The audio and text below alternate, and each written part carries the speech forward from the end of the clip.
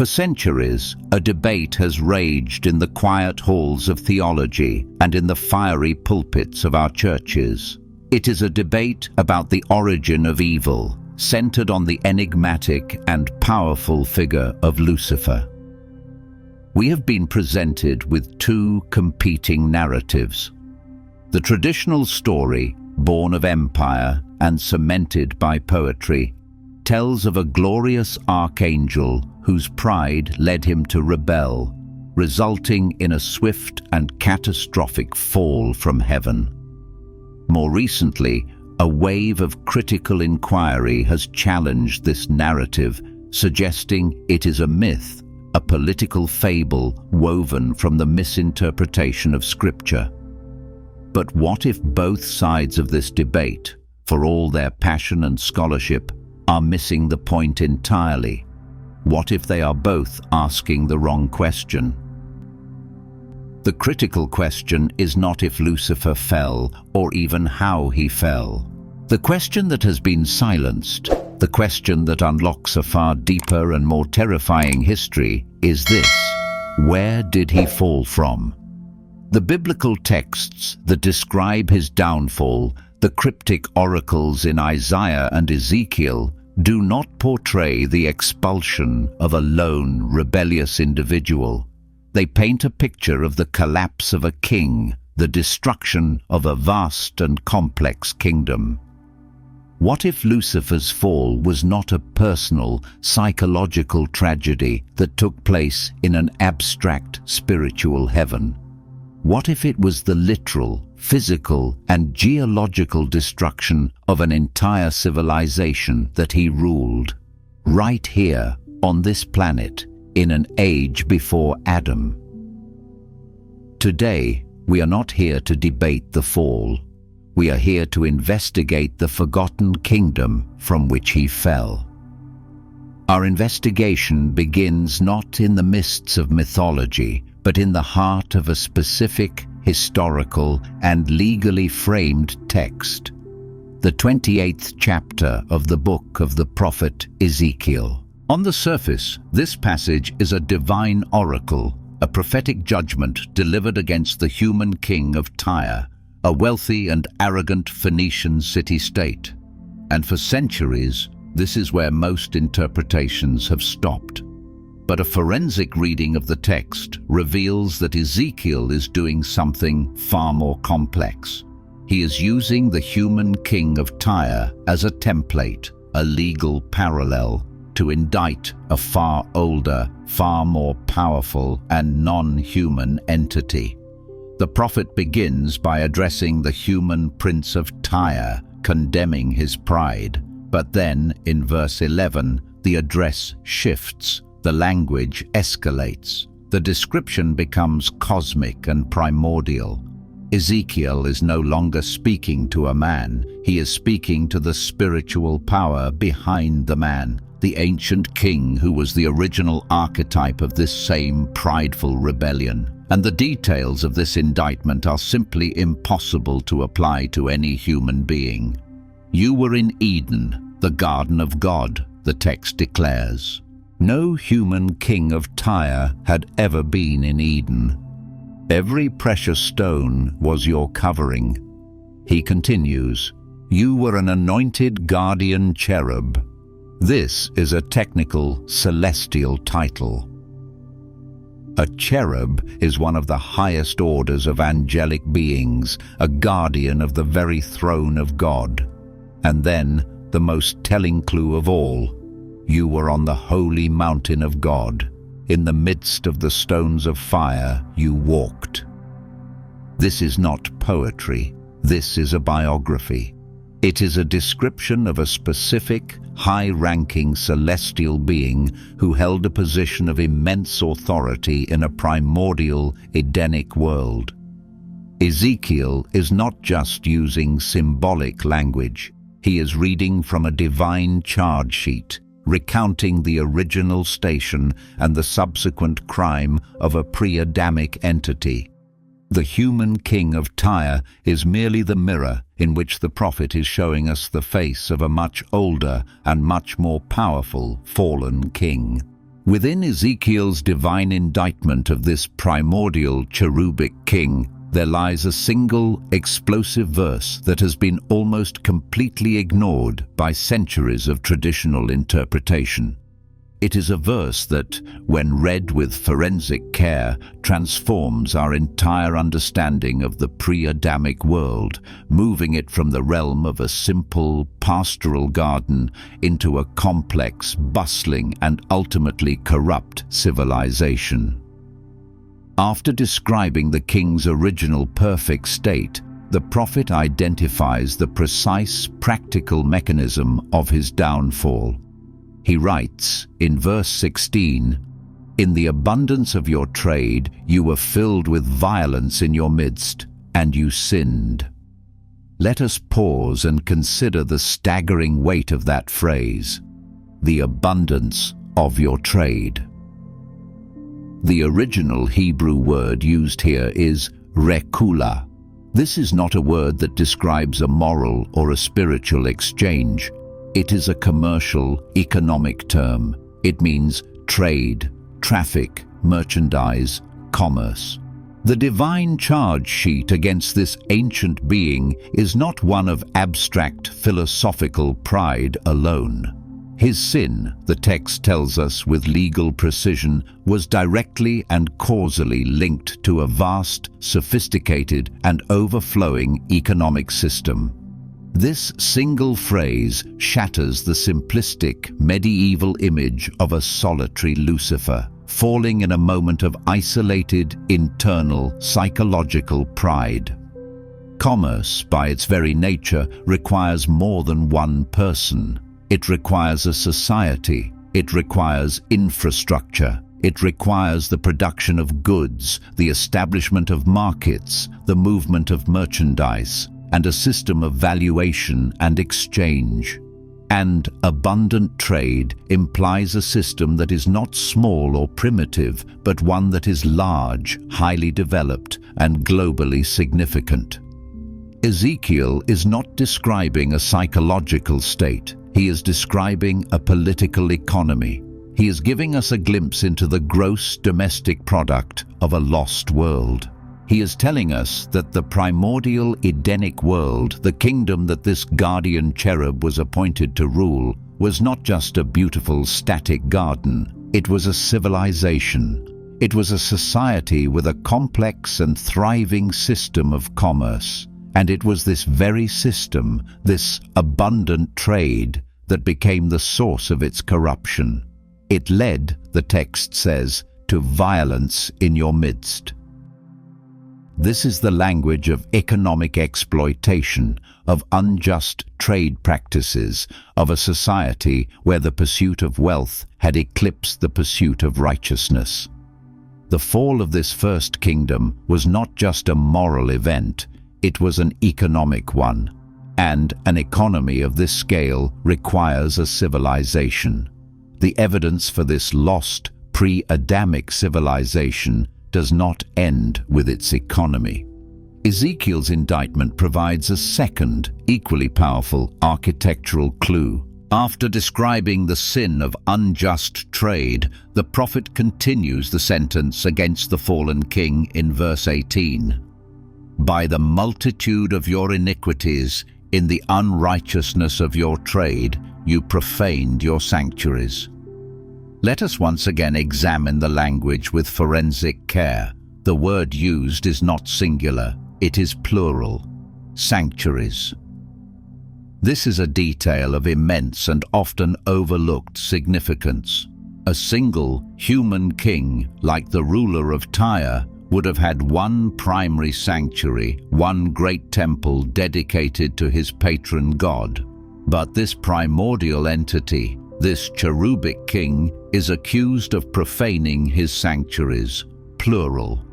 This is not a careless turn of phrase. It is an architectural description of his kingdom. It tells us that the civilization he ruled was not a single city-state with a single temple. It was a widespread kingdom, a confederation of cities or regions, each with its own sacred center, its own sanctuary. This is a description of a global, or at least continent-spanning religious and political system, a network of holy places that were all under the authority of this one great, anointed guardian cherub. This single plural word gives us a glimpse into the geography and the structure of this lost world. It was a world with cities, with roads connecting them, and with multiple centers of worship and political power. And the charge is that this entire network of sacred sites was profaned, defiled by the unrighteous economic practices that had come to define the civilization. When we combine this architectural clue with the economic clue from the verse before it, the picture becomes undeniable. Ezekiel is not describing a lone angel in a garden. He is describing the king of a complex and widespread civilization, a civilization with a thriving economy, a network of cities, and multiple religious centers. And it was the corruption of this entire system, both its commerce and its worship, that led to its catastrophic judgment and its complete erasure from the pages of our sanctioned history.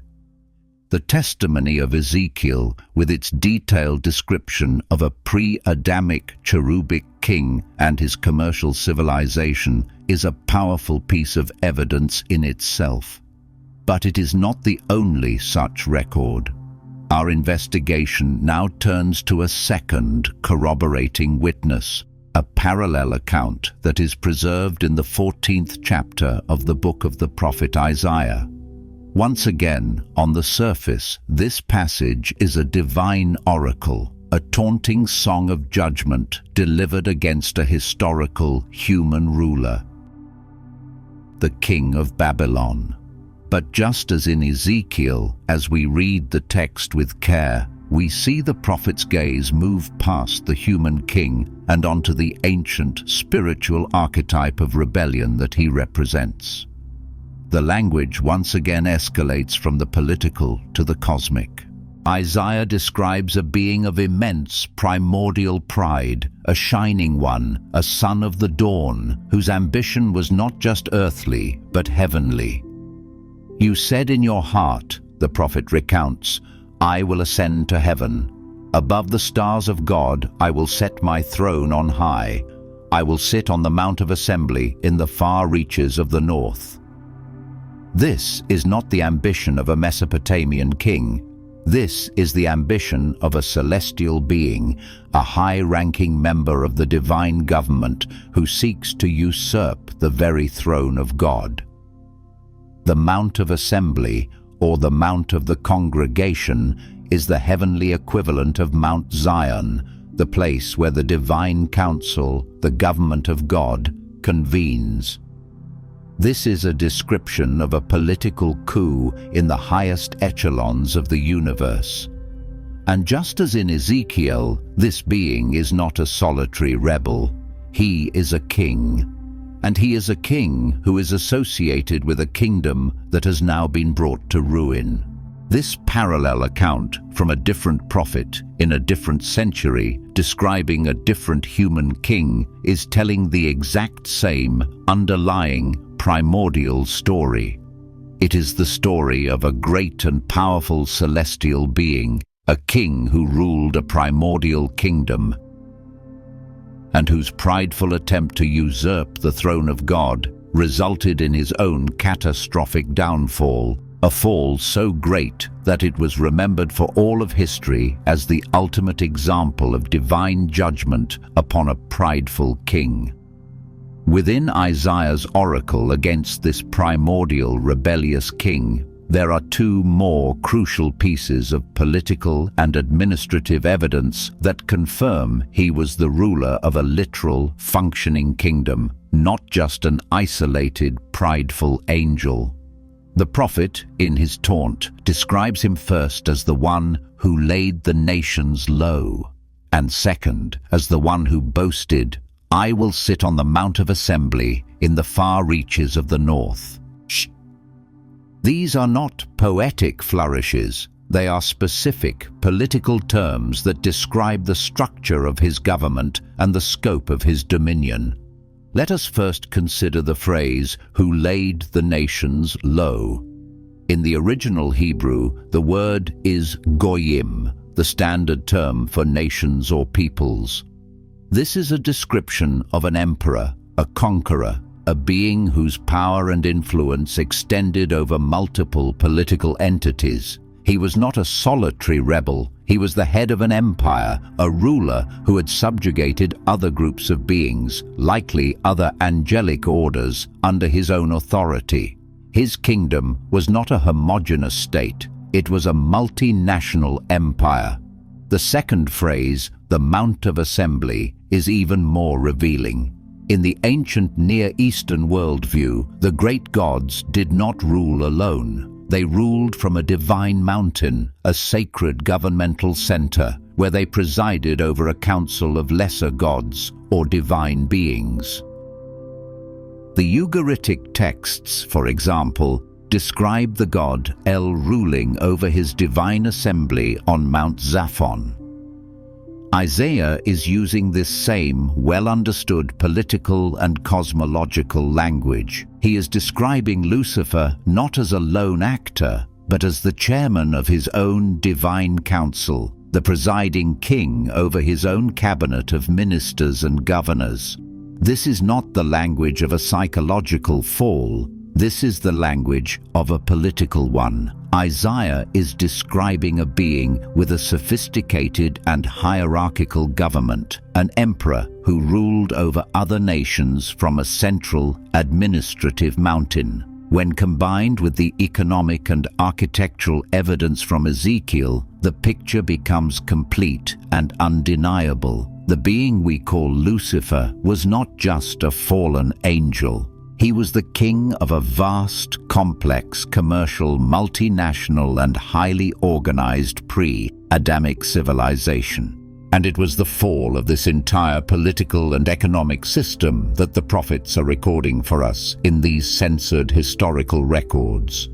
Let us now step back from the individual pieces of evidence and assemble the complete, synthesized portrait of this lost, primordial world. When we read the oracles of Ezekiel and Isaiah not as separate allegorical poems, but as two corroborating, censored historical records, a single, coherent, and staggering picture emerges. The story begins with a being of the highest angelic order, a guardian cherub, perfect in his ways, anointed and appointed by God himself. He was not just a courtier in heaven, he was made the viceroy, the king of the primordial earth, a planet that existed in a state of Edenic perfection. Under his rule, a vast and complex civilization developed. It was not a primitive society. It was a civilization with a sophisticated and abundant system of commerce, a network of cities with multiple sanctuaries and centers of worship, and a political structure that included the governance of multiple nations or groups of beings. This was the forgotten kingdom of Lucifer. For a time, it was a perfect and glorious reflection of the heavenly order. But the king of this world, the guardian cherub, was corrupted. Ezekiel tells us the corruption began in his economic system, the unrighteousness of your trade, and this commercial sin led to violence and the profaning of his own sanctuaries. Isaiah tells us that this internal corruption then blossomed into a cosmic ambition. No longer content to be the viceroy of earth, he sought to usurp the throne of heaven itself, to become like the Most High. This was the ultimate act of high treason, and the judgment was swift and absolute. He was cast down, and his entire kingdom, the entire pre-Adamic civilization that had been built on his authority, was judged and destroyed with him. It was this catastrophic event, this divine overthrow of an entire world system, that reduced the planet to the state of Tohu Va-Bohu, the ruined, waterlogged and darkened crime scene that we find in the second verse of Genesis. The story of Lucifer's fall is not the story of a single angel's bad choice. It is the story of the rise, the corruption, and the violent destruction of the world's first, and now forgotten, global civilization. With this complete, synthesized, and biblically grounded history of a pre-Adamic kingdom now on the record, we must return to the central question of our investigation. Why was this entire, epic, and foundational story so thoroughly and systematically erased from our canonical scriptures and our mainstream theology? Why were the explosive historical records in Ezekiel and Isaiah neutered, their literal meaning spiritualized away into mere metaphors for the internal struggles of a single, isolated angel? The primary motive of the gatekeepers, the ancient scribes and the later church councils, was a profound and deeply held fear of this very idea, the existence of a first earth. The story we have just uncovered, the story of a world that existed, became corrupt, and was judged and destroyed before the time of Adam, is a story that shatters the simple, linear, and human-centric narrative that the gatekeepers were trying to construct. The official, redacted story is a straight line. It begins at Genesis 1:1 with a perfect creation and moves forward. In this model, history has a single, unambiguous starting point. But the uncensored chronicle reveals a history that is not a straight line, but a cycle. It reveals a history that has a prequel, a Genesis chapter 0, that has been deliberately torn out of the book. To admit the existence of this first earth, this forgotten kingdom of Lucifer, is to admit that the story we know is not the whole story. It is to admit that our history, the history of Adam and his descendants, is not the beginning, but a re-beginning, a second attempt, a story that takes place on the ruins of a previous one. This is a truth that is too big, too complex, and too paradigm-shattering for a religious system that desires a simple, contained, and easily teachable origin story. The gatekeepers did not just hide the story of a fallen angel, they hid the story of a fallen world. The suppression of Lucifer's forgotten kingdom was a strategic necessity for the gatekeepers because it allowed them to fundamentally transform the very nature of the fall.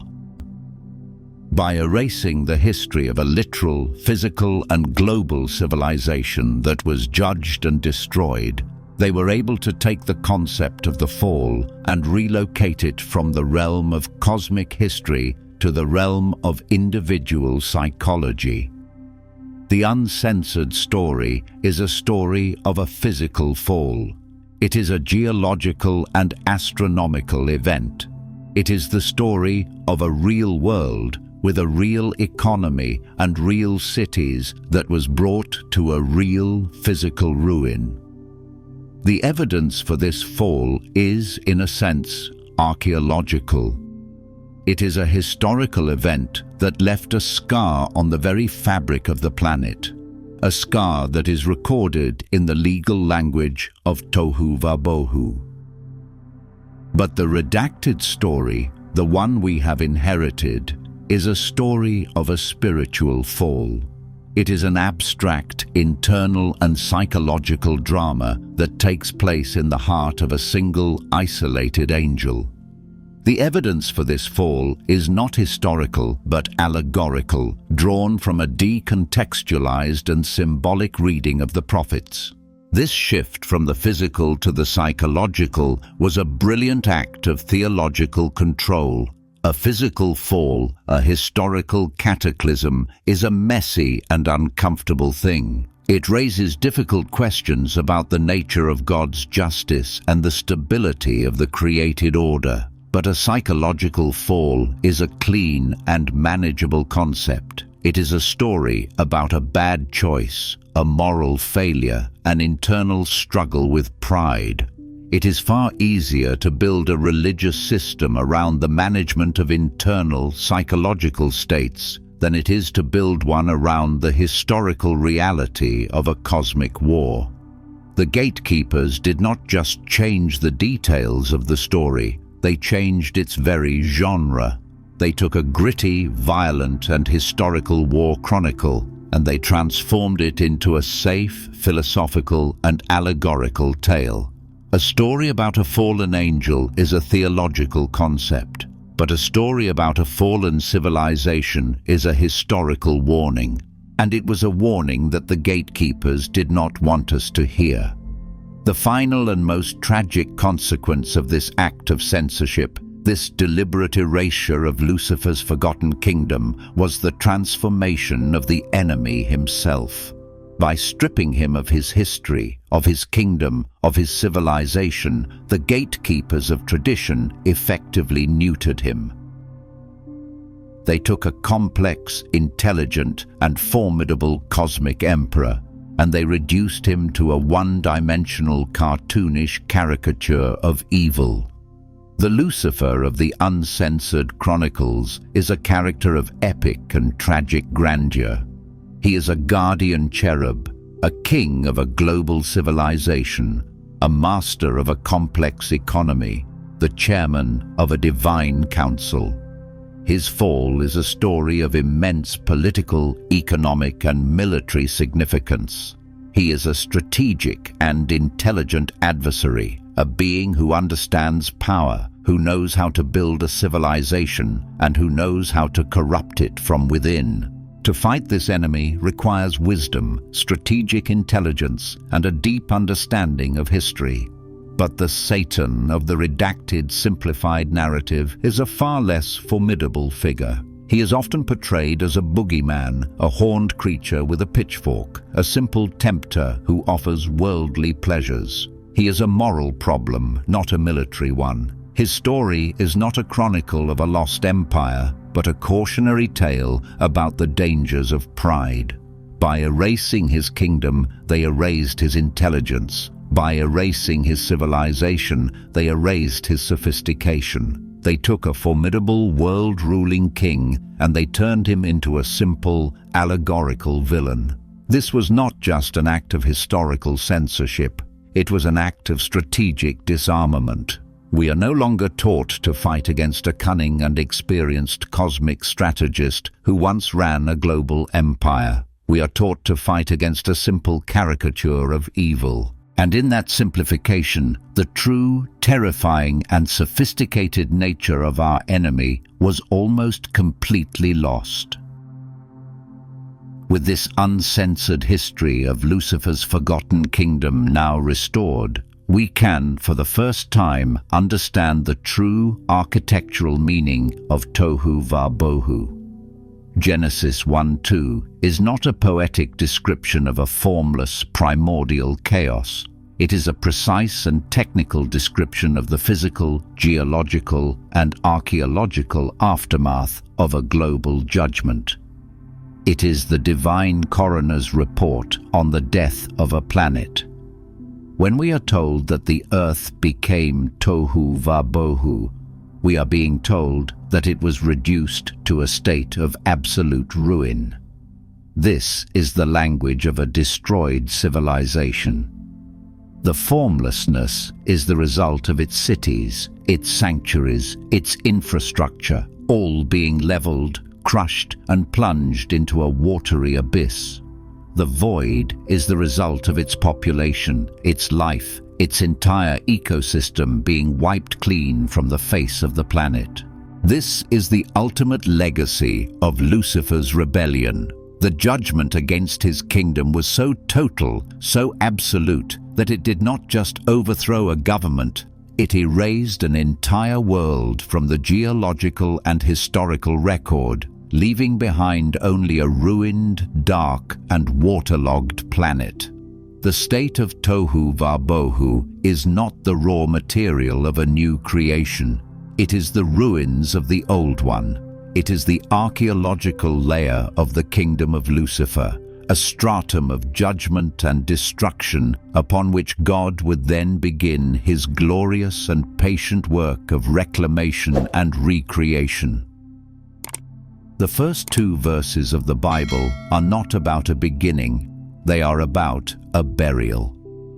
This understanding of Tohu Va-Bohu as the ruins of Lucifer's kingdom forces a radical and permanent reframing of the 6 days of creation. The divine acts described in Genesis chapter 1 are no longer the whimsical artistic flourishes of a painter creating on a blank canvas. They are the deliberate, strategic, and powerful acts of a victorious king, a divine liberator, imposing a new order upon a newly conquered and pacified territory. The creation story is an act of regime change. The command, "Let there be light," is the first decree of the new administration. It is the king planting his banner of light in a world that had been plunged into the darkness of the defeated tyrant. The separation of the waters, the raising of the dry land, the populating of the earth with new life. All of these are acts of a sovereign ruler terraforming a hostile and ruined landscape, transforming it from a wasteland of judgment into a garden of life. This is a far more powerful and politically charged vision of creation. It tells us that God is not a distant deistic creator who simply sets the universe in motion.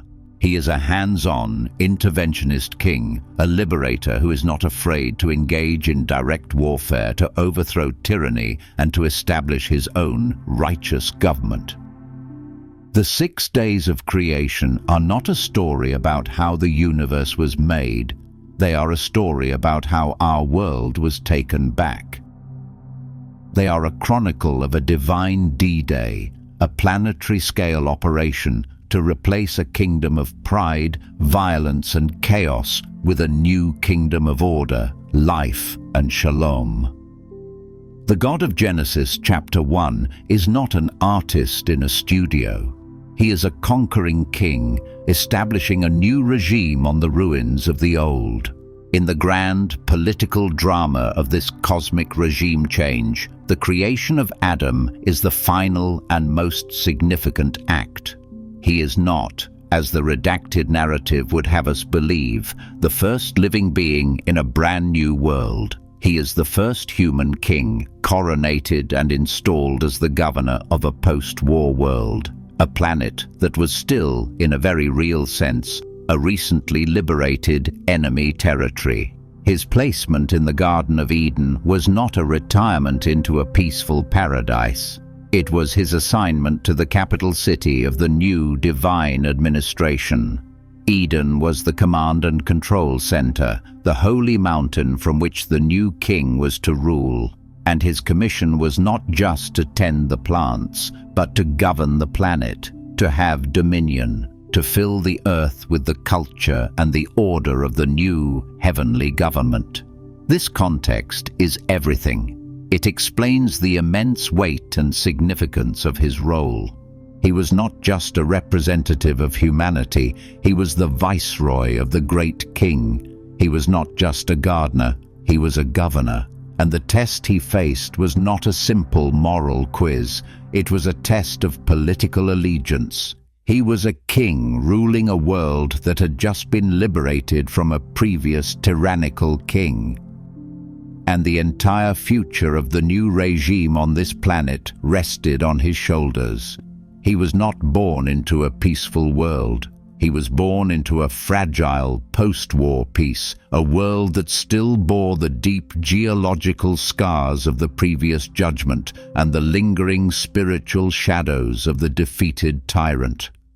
Adam was the king of a world that had a history of a devastating war that he was now commissioned to ensure would never happen again. This uncensored, political history of a post-war world provides, for the first time, a coherent and strategically sound identity for the serpent in the garden. He is not a random, talking animal. He is not a generic symbol of temptation. He is an intelligence operative, a deep cover agent of the old, defeated regime. Think of the strategic situation. The great king, Lucifer, has been overthrown, his kingdom destroyed. But not all of his loyalists have been annihilated. A remnant of his forces, a fifth column, still operates in the shadows of the reclaimed world. And their mission is no longer open warfare, but covert espionage and counterinsurgency. Their goal is to undermine the new king, to destabilize the new government, and to incite a rebellion from within. The serpent is the first and most successful of these agents. His target is Adam, the new and perhaps naive human king. His method is not a frontal assault, but a sophisticated campaign of misinformation. He attacks the very foundation of Adam's authority, the character and the command of the ultimate king, God himself. He sows doubt. Did God really say? He tells a direct lie. You will not surely die. And he attacks God's motive, painting him as a jealous tyrant who is withholding power. Your eyes will be opened and you will be like God.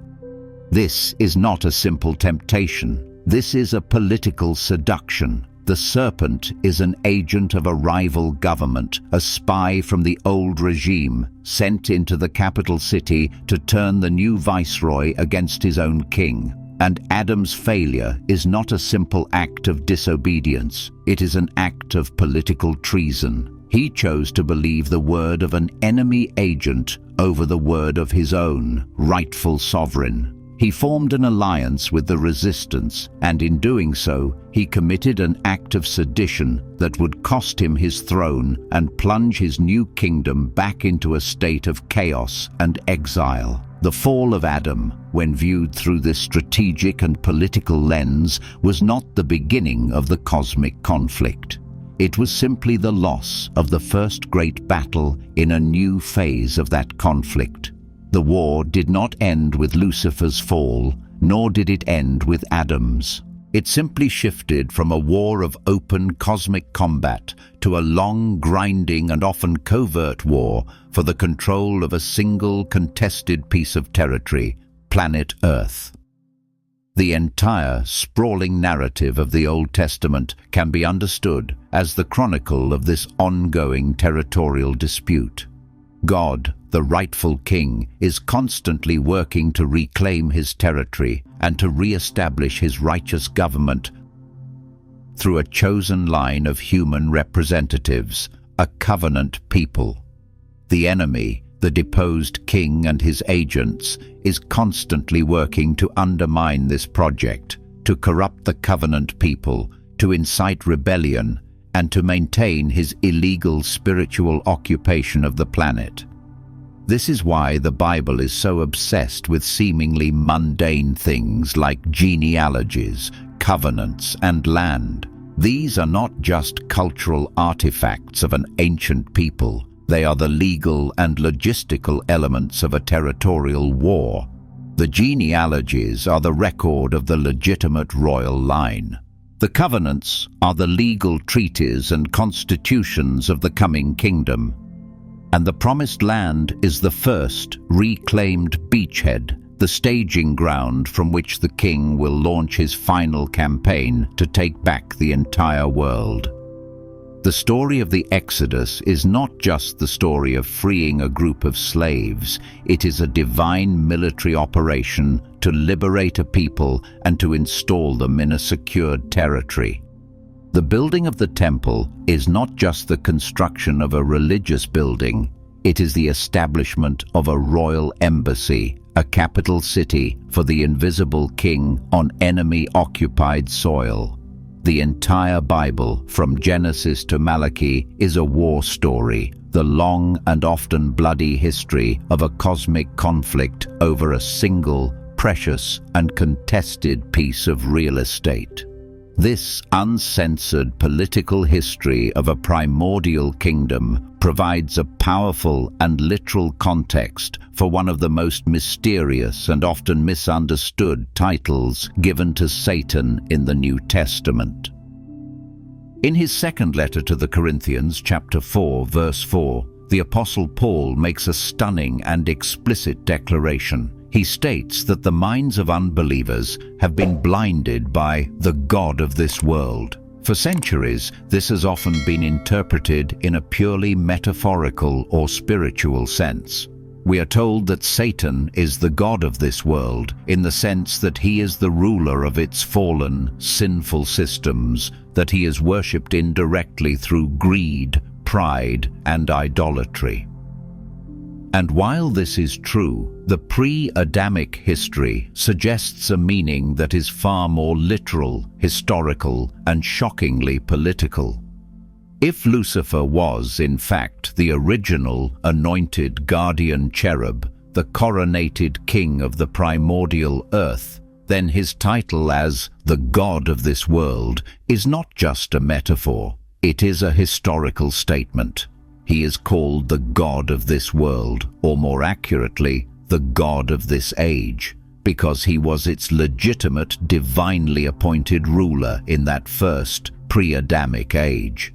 He was the original king. His fall did not annihilate him, it only made him a deposed one. He is the king in exile, the illegitimate usurper who still, in his pride, lays claim to a territory that is no longer his. He is a cosmic equivalent of a deposed tyrant who refuses to recognize the legitimacy of the new government and continues to wage a guerrilla war from the shadows, seeking to destabilize the new regime and to reclaim his lost throne. When Paul calls him the god of this world, he is not just using a figure of speech. He is making a precise, technical, and historical statement. He is identifying the enemy not as a vague spiritual force, but as a specific political entity with a historical claim to the very territory we now inhabit. He is the old boss, the head of the former regime, the one who still commands the loyalty of the rebels who refuse to bow to the new and rightful king. The entire sprawling and often tragic history of this cosmic conflict, from the fall of Lucifer's primordial kingdom to the failure of Adam's new one, is the necessary and epic backstory for the arrival of the ultimate king. The mission of Jesus Christ was not just to be a moral teacher, a prophet, or even a sacrifice for individual sins. His mission, in its fullest cosmic context, was to be the great liberator, the divine warrior king who came to earth to lead the final, decisive campaign in this ancient territorial war. He did not come to negotiate with the old regime. He came to announce its unconditional surrender. His first public message was a declaration of war. The time is fulfilled and the kingdom of God is at hand. This was a political statement. He was announcing the arrival of the rightful government, the beginning of the end for the illegal spiritual occupation of the planet by the god of this world. His miracles were not just acts of compassion, they were demonstrations of superior firepower. Every time he cast out a demon, he was liberating a piece of human territory from an enemy combatant.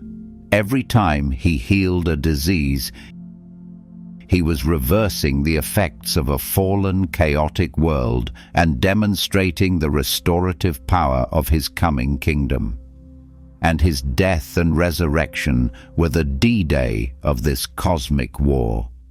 The cross was not a defeat, it was the place where he engaged the enemy on his own turf, the realm of sin and death, and won a decisive and eternal victory.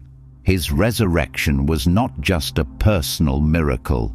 It was the planting of the flag of the new kingdom deep in the heart of enemy territory, a declaration to the entire cosmos that the reign of the usurper was over and that the rightful king had reclaimed his throne.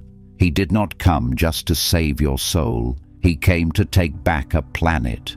To possess this restored, uncensored history is to be permanently liberated from the small and ultimately unsatisfying story of a simple fall. For centuries, our spiritual imagination has been confined to a garden, our understanding of sin limited to a single, disobedient choice about a piece of fruit. But the true story is infinitely grander, infinitely more tragic, and infinitely more glorious. It is a call to move beyond a faith of simple morality and into a faith of cosmic, historical awareness. It is a summons to see the world not as a neutral stage, but as a contested territory, a planet with a deep, violent, and pre-human history of rebellion and judgment. It is an invitation to understand that the evil we face is not just a human problem, but the lingering strategic influence of an ancient, deposed, and highly intelligent cosmic emperor. This does not diminish the significance of Adam's sin. It places it in its proper, terrifying context. His failure was not the beginning of the war. It was the loss of the first great battle in our phase of the war. He was not a clumsy gardener. He was a king who committed treason. To embrace this bigger picture is to be filled with a new and sober-minded sense of the stakes. The world is not a playground. It is a battlefield. And the good news of the gospel is not just a promise of personal forgiveness. It is the breathtaking and thrilling news that the rightful king has landed, that his final victory is assured, and that we have been invited to enlist in the glorious, world-altering campaign of his liberating army. And so, our investigation has brought us full circle. We began by challenging the popular, simplified myth of Lucifer's fall, the story of a lone, prideful angel cast from heaven. We followed the trail of evidence into the cryptic, censored historical records of Ezekiel and Isaiah, and there we unearthed the ruins of a forgotten story. We found the evidence of a complex, pre-Adamic civilization, a global kingdom with a thriving economy and a network of sanctuaries. We have identified its ruler, not a simple angel, but a guardian cherub, a coronated king, a cosmic emperor. And we have understood that his fall was not a private psychological drama, but the catastrophic physical judgment and destruction of his entire world system. We have seen how the gatekeepers of tradition, in their fear of a history this complex and a fall this physical, chose to censor the record. They took a deposed emperor and they reduced him to a caricature. They took a lost kingdom and they spiritualized it into a metaphor. And in doing so, they hid from us the complete picture of our first and most formidable enemy. He is not just a tempter, he is not just a deceiver. He is a king without a country, an emperor in exile, a brilliant and ancient strategist who is still fighting a long and bitter guerrilla war to reclaim the throne he lost at the dawn of time. The myth of Lucifer's fall, the one they told you, was a convenient and powerful lie. But it was not a lie of pure invention. It was a lie of strategic omission. It hid a truth that was far greater and far more terrifying: the existence of the very kingdom from which he fell. They told you the story of a proud angel because they did not want you to know the story of a judged civilization. They gave you a personal tragedy to conceal a cosmic catastrophe. The uncensored history of the Bible does not begin with a garden. It begins with the ruins of a kingdom. It does not start with a man, but with the memory of a fallen king. This is the forbidden truth that reframes everything. The evil we face is not a random, chaotic force. It is the lingering, strategic remnant of a defeated but not yet annihilated political and spiritual regime. To know this is to awaken to the true nature of the world we inhabit and the war we are in. And so the final question is not one of history, but of allegiance. Now that you know that the fall of Lucifer may have involved the destruction of an entire pre-Adamic civilization, how does this change your understanding of the scale and the history of evil itself? Let us know in the comments below.